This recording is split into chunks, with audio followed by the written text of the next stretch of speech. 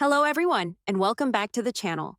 In this quick tutorial, we'll walk you through the updated steps on how to enable and disable the color filter feature within the Messenger app on your iPhone running iOS 18 or later versions.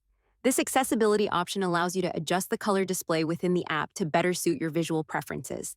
So, let's get started. First, make sure you have the Messenger app launched and you're logged into your account. You should see your main chat window. Once you're in the app, locate and tap on the menu icon. This is typically found in the bottom right corner of your screen. This will open your account menu. From here, scroll down and tap on Settings.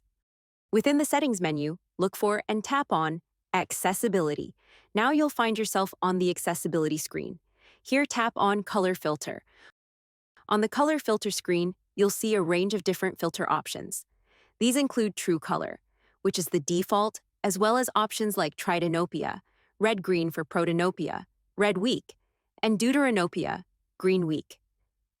To enable a specific color filter, simply tap on your preferred option. A check mark will appear next to it, indicating that it's now active.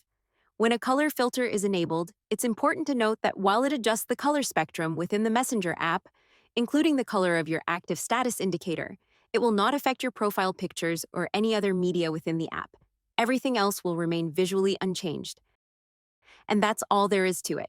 You've successfully enabled a color filter in Messenger.